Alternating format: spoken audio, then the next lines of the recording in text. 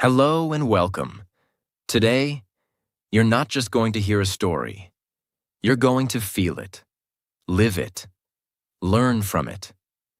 This is the real untold story of a woman who started with absolutely nothing and built one of the most powerful brands in the world. From a small bed in an orphanage to dressing queens, movie stars, and presidents' wives. From sewing in silence to changing fashion forever. Her name is Coco Chanel, but she wasn't born Coco. She created herself. She designed her life like a masterpiece, and she taught the world this one truth. Elegance is not about wealth. It's about strength. And in this series, you will learn how to turn your pain into power, how to build your identity from scratch, how to become unforgettable, just like a brand, how to speak and understand English better through powerful storytelling. So grab your notebook, turn off all distractions. This is not just a story. It's a life-changing experience, and your English will get better with every word. Now let's begin. Part 1. The Girl in the Orphanage. Before the perfume, the handbags, the luxury, the logo, before the world said Chanel means elegance, there was a little girl named Gabrielle Bonheur Chanel. She was born on August 19, 1883 in Saumur, France. A small town, quiet, dusty roads, gray skies, no sign of fashion, no sign of fame. Her father's name was Albert Chanel, a street vendor. He sold clothes and random goods. Her mother's name was Jeanne Devol, tired, sick, overworked, always coughing. They had 5 children. Gabrielle was the second. They were poor, very poor. Not the we can't buy toys kind of poor, the we don't know if we'll eat tomorrow kind.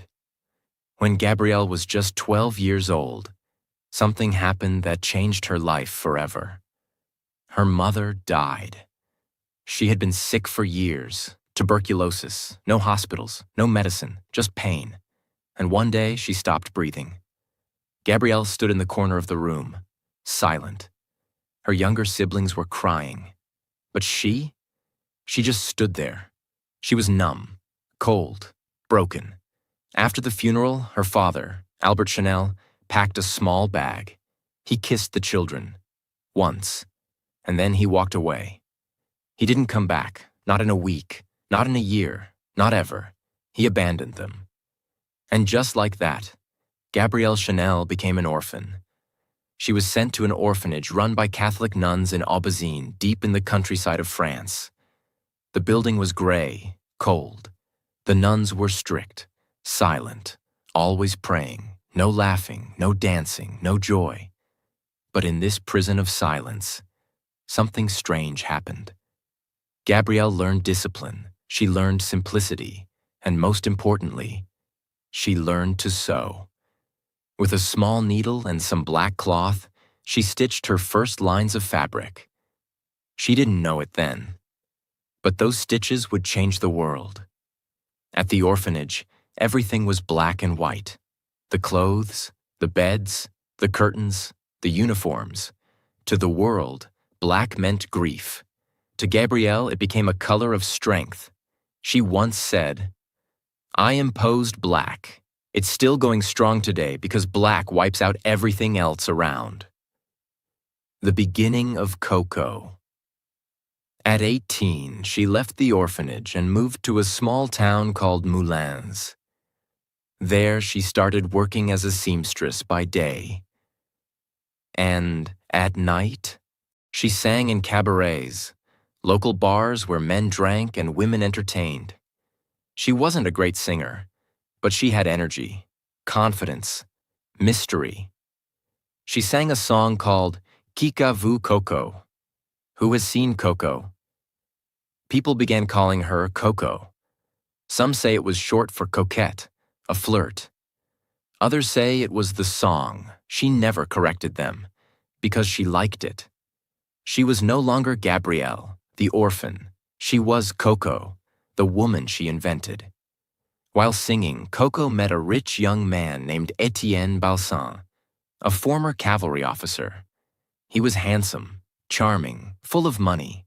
He took Coco into his luxurious world: horses, rich women in heavy dresses, champagne and silk, gold mirrors and fur. She saw it all. But she didn't admire the women. She thought their clothes were too heavy, too decorated, too fake. She whispered to herself, a woman should feel free in her body, not trapped in fabric. Balsan let her live in his castle-like home. There she designed hats, simple, elegant, different. And soon, other women wanted them. Then came Arthur Boy Capel, an English businessman and Balsan's friend. He wasn't just rich. He was wise, respectful, and he saw Coco's fire. He told her, "You don't belong in someone else's house. You should have your own name on a building." He believed in her. He gave her $3,000 to open her first shop. That's nearly $90,000 today. Coco said, "He gave me the courage to become me." She opened her first boutique in Paris at 21 Rue Cambon. The sign said, Chanel Modes, Chanel Fashion. She sold hats at first, simple, bold, different. In a world where fashion meant big feathers and corsets, Coco gave women freedom, and they loved it. Actresses wore her hats. Rich women whispered her name. Chanel, Chanel, Chanel. A brand was born. The year was 1910. In Paris, the streets were busy with horse-drawn carriages. The Eiffel Tower had only been standing for 21 years, and the world of fashion was controlled by men. Women were still wearing corsets, tight, uncomfortable underclothes that squeezed their bodies to make their waists look tiny. It was painful. It was tradition. It was considered beautiful. But Coco Chanel didn't agree. She looked around and said, "Why should a woman suffer to look beautiful? Why should fashion control us? Why can't we be free?" At the time, this idea was shocking. But Coco didn't care. She didn't want to follow fashion. She wanted to redefine it. At first, she only sold hats.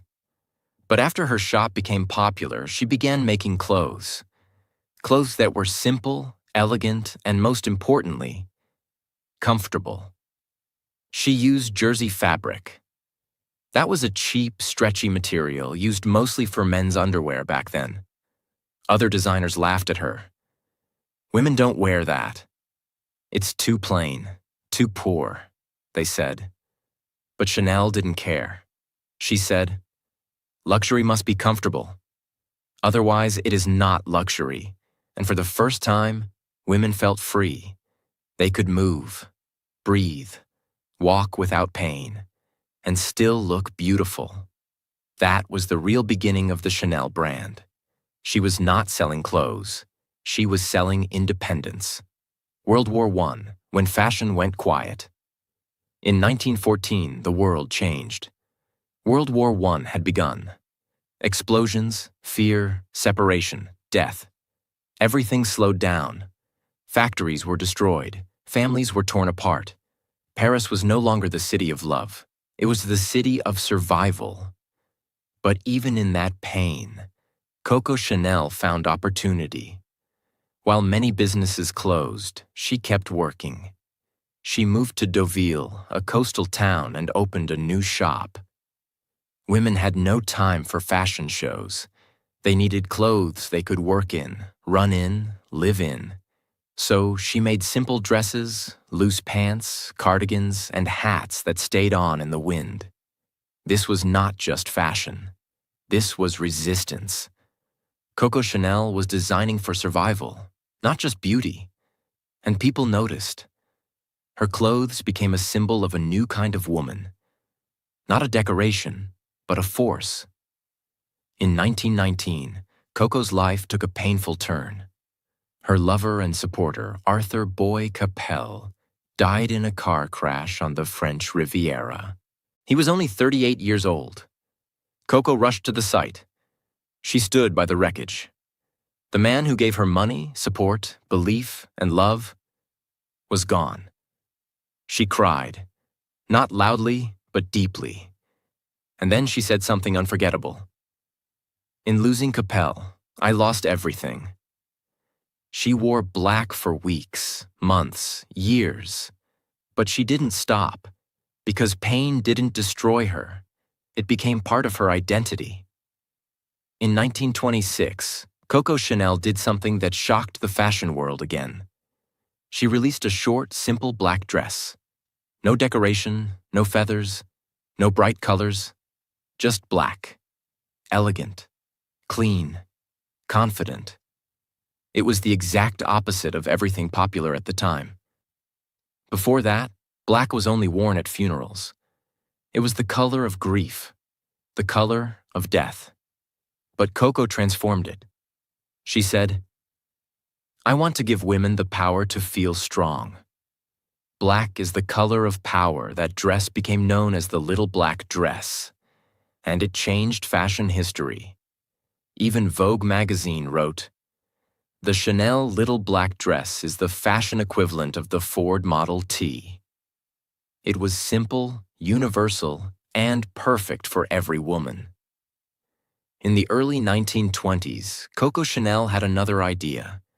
She wanted to create a perfume, but not just a scent. She wanted to create an emotion.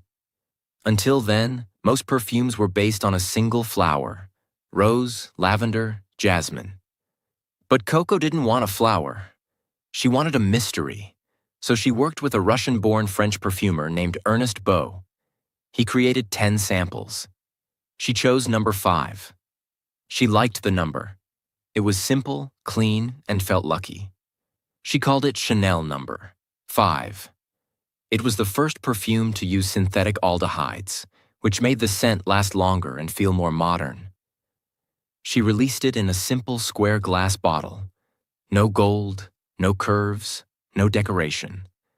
And she said, a woman should smell like a woman, not like a flower. It became an instant classic, and it remains one of the best-selling perfumes in the world even today, over 100 years later. At its peak, Chanel number 5 was selling 1 bottle every 30 seconds around the world. To sell Chanel number 5, Coco partnered with 2 businessmen, Pierre Wertheimer and his brother Paul. They had the factories, the money, the distribution channels. She had the name and the vision. But the deal they made was unfair. She agreed to 10% of the profits.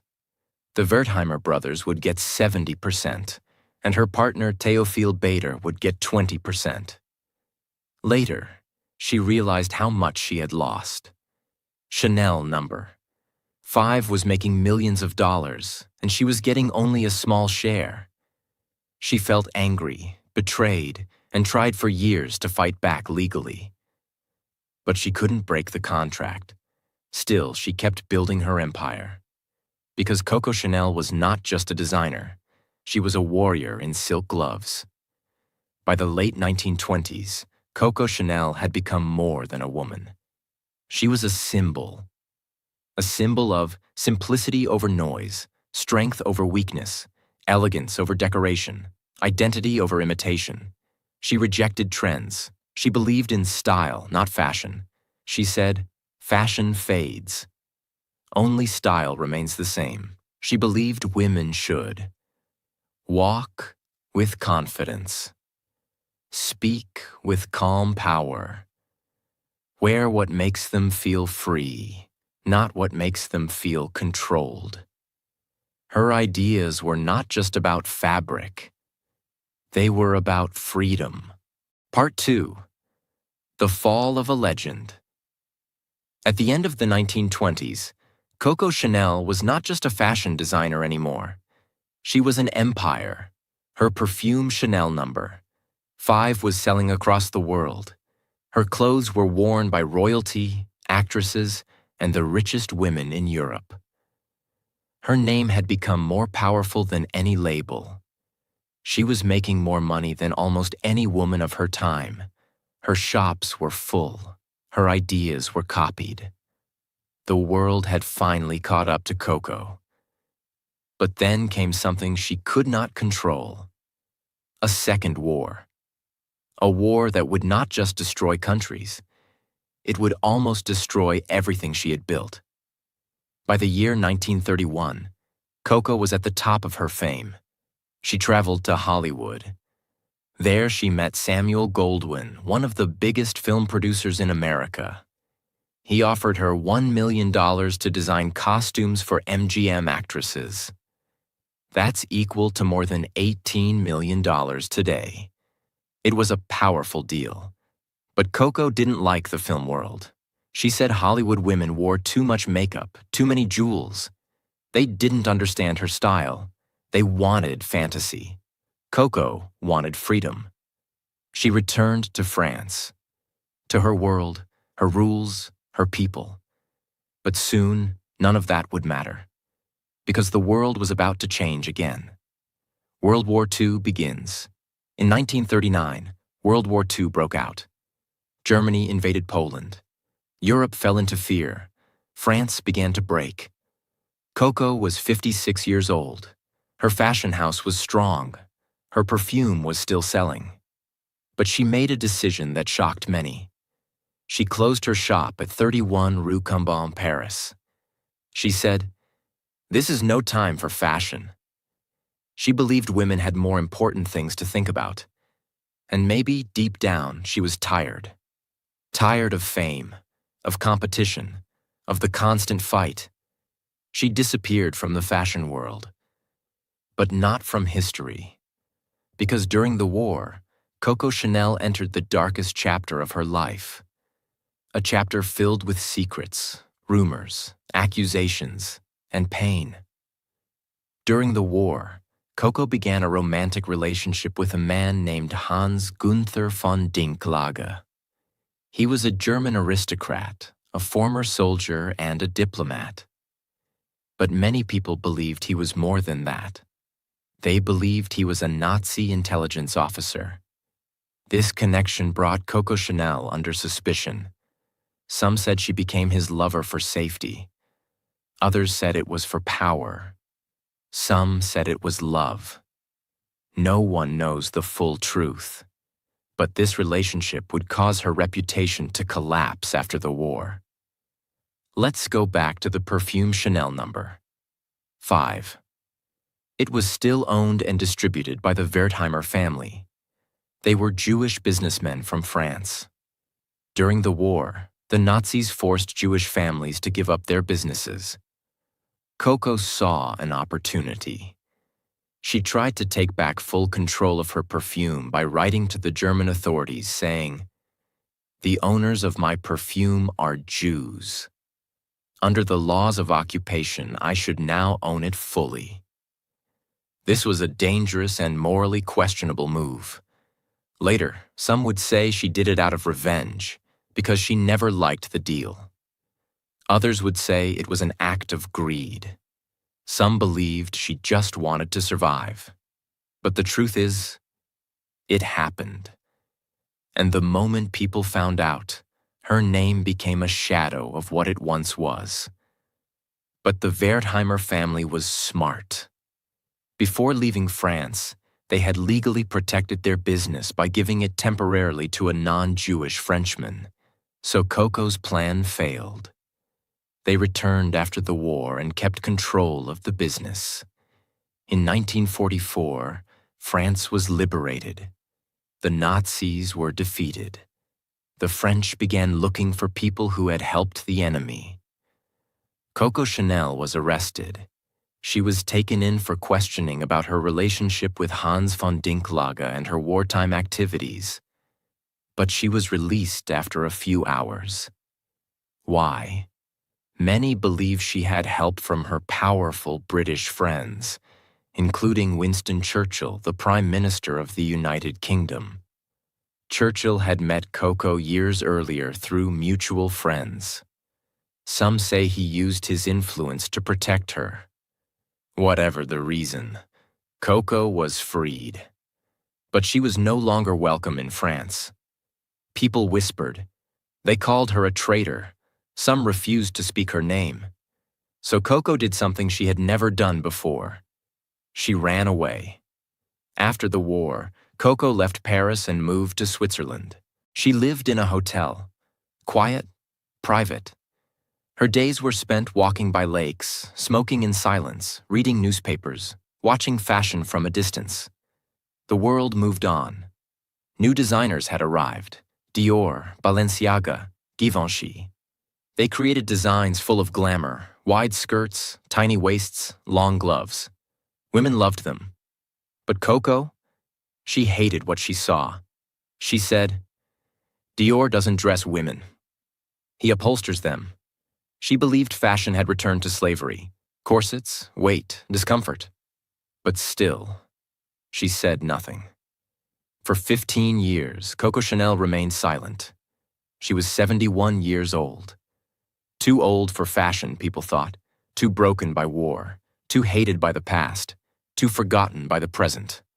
But Coco was not done. She was never done. Because legends do not end quietly.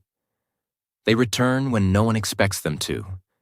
In the late 1950s, Coco Chanel made a decision that would shock the entire world. She would return. After 15 years of silence, after being canceled, hated, exiled, after being told she was too old, too late, too forgotten, she would reopen her fashion house in Paris. People laughed. Designers rolled their eyes. Fashion magazines ignored her. But Coco was not coming back for applause. She was coming back for revenge. She said, "I don't care what you think of me." I never cared. In 1954, Coco Chanel walked into her old building, 31 Rue Cambon, and began again. She created a new collection. Simple suits, soft jackets, comfortable skirts, gold buttons, pearls, style, freedom, movement, just like before. She didn't try to follow the new world. She simply became herself again.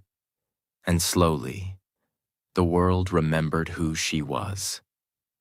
The year was 1954.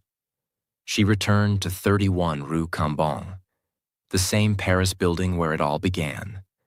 She walked up the grand staircase with mirrors on all sides. In those mirrors, she didn't see an old woman. She saw fire, confidence, purpose. She reopened her fashion house. She brought back her tailors, her sketchbooks, her fabrics. And she began to work day and night, just like before. But now it was different. This time, she wasn't trying to build a name. She was trying to protect a legacy. In February 1954, Coco Chanel released her comeback collection. It included her signature style: soft collarless jackets, slim skirts that let women walk freely, tweed fabric trimmed in clean lines, long necklaces of pearls, two-tone shoes, and a calm, elegant color palette: beige, navy, white, black. She stood behind the curtain as models walked out wearing her designs. She didn't smile. She didn't tremble. She just waited. But when the show ended, there was no applause. The French press criticized her harshly. One called her a ghost from the past. Another wrote, "Madame Chanel is no longer relevant." Her heart broke. She didn't say a word, but she didn't stop. Because something happened she didn't expect. While the French fashion critics rejected her, the American fashion world fell in love. Magazines like Life, Harper's Bazaar, and Vogue US praised her new collection. They called it modern, fresh, liberating, and perfect for the new working woman. Buyers from New York, Los Angeles, Chicago, and London placed massive orders. American actresses began wearing Chanel suits in films and public events. The same clothes that Paris had called boring were now called timeless.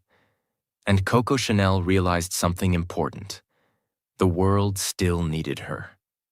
just not in the way it used to. She said, "I don't care what they think in Paris. I care what women feel when they wear my clothes." In the next few years, Coco focused on perfecting one thing: the Chanel suit. It was a jacket and skirt set made from soft tweed or wool. But it wasn't just about fabric. It was about freedom. Here's what made it different. The jacket had no collar, allowing neck movement. It had gold buttons inspired by uniforms. The skirt was straight, not tight, so women could walk normally. The jacket had silk lining, often matched with the blouse inside. There were real pockets, not just for decoration. It was designed to be worn without a corset. It was beautiful, but also practical. It was powerful, but not aggressive. It allowed women to move, breathe, work, and lead. This was not just a fashion item. It was a symbol of the new woman. Working women, independent women, business women, women who didn't want to wait for approval. Famous American First Lady Jacqueline Kennedy wore Chanel suits frequently, and the brand exploded in global fame. Coco also designed the now famous two-tone shoe. It was beige in the body with a black toe. But it wasn't just for style. She had a deeper reason. The beige color made the legs look longer. The black toe made the feet look smaller. It was an illusion. But Coco understood something most designers didn't. Fashion is psychology. She didn't care about trends. She cared about how clothes made women feel: strong, confident, proud, free. Even in her 70s, Coco Chanel worked like a young soldier. She lived at the Hotel Ritz in Paris, the most luxurious hotel in the city. She woke up at 7 a.m., drank strong black coffee, ate very little, wore her signature suits, and walked to her atelier, her workshop. There she worked until midnight, every day. She was tough with her staff, demanding, perfectionist. She would tear apart a jacket if it didn't fall the way she wanted. She would restitch a button if the sound it made when it touched the table felt wrong. She didn't care how old she was. She didn't care about opinions. She had work to do. She said, "I am not young, but I'm not dead, and until I die, I will work." Coco never had children. She never married. She had many lovers in her life, but no one ever owned her, because time was her only true partner. She said, "I never wanted to be dependent. Love can fade, but work is forever." In a world where women were told to marry young and stay silent, Coco chose something else. She chose to build an empire, not a household. She chose to create style, not follow it. And now, in her late 70s, that empire was bigger than ever. By the end of the 1960s, Chanel had become one of the most recognized fashion brands in the world. Her designs were in Paris, London, New York, Los Angeles, Tokyo, Milan, and almost every capital city in Europe. Chanel No. 5 was still the best-selling perfume on earth. It was generating millions of dollars every year in revenue. The Wertheimer family still owned the majority of the perfume business. But Coco had regained control of her fashion house. Her clothes were worn by queens, first ladies, movie stars, businesswomen, and ordinary women who wanted to feel extraordinary. But Coco never celebrated publicly. She didn't go to parties. She didn't smile in magazines. She didn't take vacations. She simply worked. Every day, every moment. Part 3. The Woman Who Refused to Stop. Coco Chanel was now in her late 70s. She had returned to fashion with full power. Her brand was once again strong in France, beloved in America, and respected around the world. She was living at the luxurious Hotel Ritz in Paris, not just as a guest, but as a symbol of timeless success. But Coco was not spending her final years relaxing. She was still working every single day, as if she were still 30 years old and chasing a dream. Because Coco never worked for money. She worked for control, for beauty, for freedom, and for immortality. Every day of Coco Chanel's life was organized, disciplined, and intentional. She woke up early in the morning, always alone. She preferred silence in the morning. No phone calls, no meetings, no noise. She would drink a hot cup of black coffee, often with a small croissant. She didn't eat much. Her meals were light, controlled, simple, like her designs. She bathed, applied her signature Chanel number, 5 perfume, and she always wore a suit. Never pajamas, never lazy clothes. To her, every day was a chance to design life. She once said, "Dress poorly, and they remember the dress. Dress perfectly, and they remember the woman." After preparing herself, she would leave the Ritz and walk a short distance to her atelier, her private workspace above the Chanel boutique at 31 Rue Cambon. There she began her real work. Coco designed her workplace like a temple. There was a grand staircase lined with mirrors. She had placed them in a way that she could sit upstairs and secretly observe the models and clients walking in the store downstairs, without being seen herself. She did this so she could understand how people moved, reacted, and felt. Fashion for Coco was never about clothes. It was about energy, confidence, and movement. She watched in silence. And when something didn't feel right, she changed it. She changed the buttons. She changed the shape of the collar. She adjusted the way the skirt moved when a woman walked fast. She demanded that every outfit must serve the woman, not the other way around. She was nearly 80 years old, but she worked harder than anyone around her. Coco Chanel was known to be tough, demanding, and often ruthless in her pursuit of perfection. She could fire someone over a single mistake. She could cancel an entire collection the day before a show if it didn't meet her vision. Her tailors, dressmakers, and assistants respected her deeply, but they also feared her presence. She didn't smile often. She didn't allow laziness. She didn't tolerate excuses. But she was never unfair. She knew every worker by name. She personally checked every piece of fabric. She believed that every thread carried emotion, and if that emotion wasn't right, the dress would fail. And most importantly, she still worked with her own hands. She didn't just sit on a throne and give orders. She stood next to her staff and sewed when needed. She was the queen who still used the needle. By this time, the name Chanel had become more than a brand. It had become a global identity. And the women who wore Chanel were not just rich. They were powerful. They were modern. They were working women, leaders, thinkers, creators. Her most famous clients included Jacqueline Kennedy, First Lady of the United States, Princess Grace of Monaco, Elizabeth Taylor, Brigitte Bardot, Romy Schneider. But Chanel never treated celebrities like gods.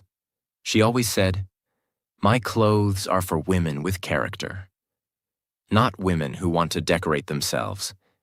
She believed that a woman should be the main story, not her dress. Even in her older age, Coco Chanel had a sharp business mind. She understood that a brand is not about product, it's about feeling. She controlled every detail of her label, from the packaging, store layout, advertising, models, logos, colors, even the lighting in the shops. She made sure every Chanel store looked and smelled the same. She wanted it to feel like walking into a dream. One of her smartest business moves was continuing to let the Wertheimer family manage Chanel number 5 while she controlled the fashion side. She had tried to take back full ownership earlier in her life and failed. But now she had a peaceful agreement. The Wertheimers handled the distribution, marketing, and production. She handled the design, direction, and identity. It was a silent partnership, but one that made both sides millions of dollars. Chanel number 5 continued to sell across the world, generating tens of millions of dollars every year. And that perfume alone became one of the most successful consumer products in history.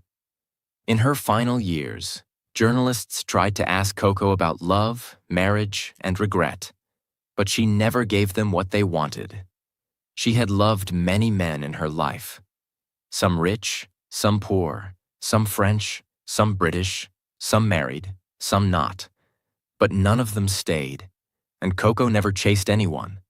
She said, "As long as you know men are like children, you know everything."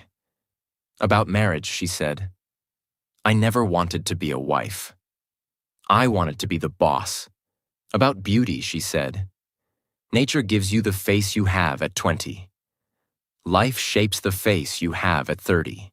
But at 50, you get the face you deserve." These were not just quotes. These were her laws. She believed that beauty was not makeup.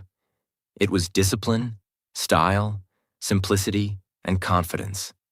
She once told a model, "If your shoes are comfortable, your smile will be real." And that's fashion. Even in her final months, Coco Chanel never stopped working.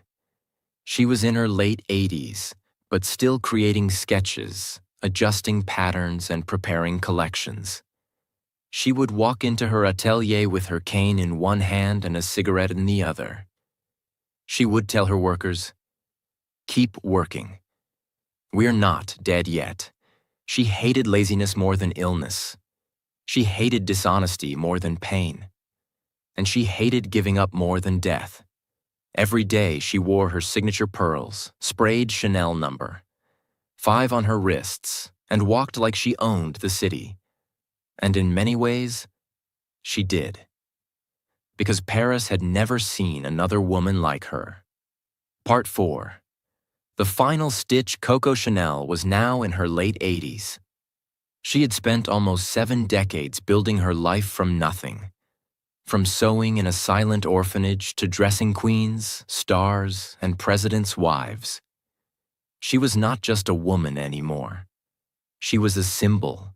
She was not just a designer. She was a movement, and not just a name. She was a timeless idea. Her days were quieter now, but she still refused to stop working. Every morning she would wake up in her private suite at the Ritz Paris, room number 302, alone but never lonely.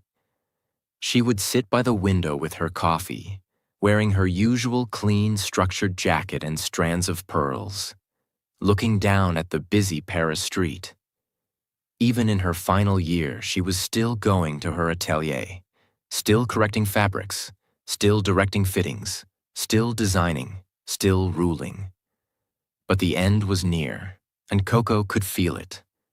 It was January 9th, 1971, a Saturday. Paris was cold. The streets were wet with melted snow. The sky was gray. Inside the Chanel atelier, the tailors and dressmakers were working quietly. Coco entered the room around 9 a.m. She was slower now, her steps shorter, but her eyes still sharp. She walked around, looked at the newest sketches, touched the tweed of a jacket, and gave instructions to her assistant. "Make the collar higher. The woman's neck must look longer. The sleeve must fall softer." Even at 87, she had the energy of someone fighting for her first collection. She stayed until 5 p.m., longer than anyone expected. Before leaving, she looked at one of her favorite models and said, "You see, that's how you live. Working." always working. Then she returned to the Ritz. She took a bath. She had dinner. She called her maid. Everything was quiet. Paris went to sleep, and so did she. On Sunday, January 10th, 1971, at around 9 a.m., the hotel maid entered her room with breakfast. Coco Chanel was lying on her bed, one hand under her cheek, one arm resting on her side. Her eyes closed. Peaceful. She had died in her sleep. The doctor said it was natural causes. No pain, no struggle, just rest. Her final words, spoken the night before, were, "You see, this is how you die." The news spread quickly across France, then across Europe, then the world. The newspapers printed her face. Photographers stood outside the Ritz. The fashion world went silent. Because something more than a person had passed. A chapter of human history had closed. Coco Chanel's funeral was held on January 13th, 1971, at the Church of the Madeleine in Paris. Hundreds of people came: models, designers, writers, business leaders, friends, enemies. Many women wore Chanel suits. Many sprayed Chanel number 5 on their wrists before walking in. The front row was filled with flowers, mostly white camellias, her favorite. She had once said, "A woman should be like a flower." Beautiful, yes, but also able to grow anywhere. They placed her body in a white casket, wearing one of her signature suits, her pearls around her neck, and a final mist of Chanel number 5 on her collarbone. It was not just a goodbye, it was a farewell to an era. After Coco Chanel passed away, people thought the brand might collapse, but it didn't, because Chanel was never just Coco. She had built a system, a structure, a soul. Her atelier continued to work under her last instructions. In the years that followed, the Wertheimer family, the original owners of Chanel number 5, bought the fashion side of Chanel too. They became the full owners of Chanel SA and decided to keep the brand alive, not just as a memory, but as a living, evolving symbol. They invested in the brand, protected her legacy, and in 1983, they made the most important decision. They hired a new creative director to lead the brand. His name was Karl Lagerfeld. Karl Lagerfeld understood Coco's vision deeply, but he also knew something important. He knew that to keep a legend alive, you don't copy it. You evolve it. Under his leadership, the Chanel brand reached younger generations, created fashion shows across the world, built luxury stores in Tokyo, Dubai, New York, and Beijing, introduced modern designs while protecting the core values of Coco's simplicity, structure, and elegance. And today, Chanel is one of the most successful and profitable fashion brands in the world. It generates billions of dollars in revenue every year. Chanel number 5 is still one of the best-selling perfumes on the planet. The double C logo is known in every corner of the world. The Chanel suit is still worn by celebrities, politicians, and leaders. The two-tone shoe, the little black dress, the beige and black color scheme, and the signature pearls, all still live on. Coco is gone, but her soul is stitched into every fabric, every store, every bottle, and every runway.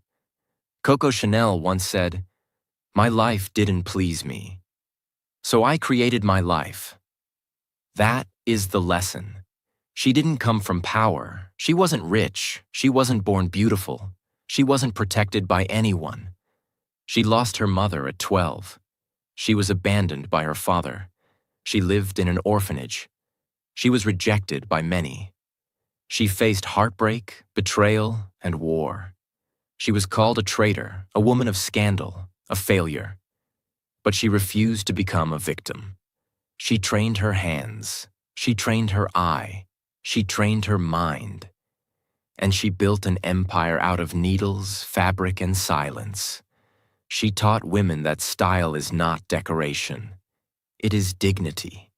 She proved to the world that a woman could rise without marriage, build without help, and remain elegant without ever being owned. As promised, through this long, emotional journey, you didn't just learn Coco's story. You learned how to read, feel, and understand English in a new way. You learned how to follow a long, real biography. You saw how powerful storytelling improves your vocabulary, your sentence rhythm, and your understanding. And most importantly, you saw that language becomes more powerful when it connects to emotion. And that was the story of Coco Chanel. Not just a fashion designer, not just a perfume bottle, not just a name stitched into luxury, but a girl who had every reason to fail and still built a name the world would never forget. She didn't just design clothes. She designed identity. She taught us that silence can be powerful, that pain can become your brand, and that no matter where you begin, you have the right to create a life worth remembering. So if you're lost, if you're tired, if the world doubts you, remember this: you don't have to be born lucky. You just have to be brave enough to begin. Now it's your turn to build your name, your story, your empire. And if this story moved you, taught you, or gave you even a small spark, subscribe now, because on this channel, we don't just tell stories, we create legends, and we teach English through the fire of real life. So subscribe and join a journey that changes everything. Your life is waiting, and it begins with the next story.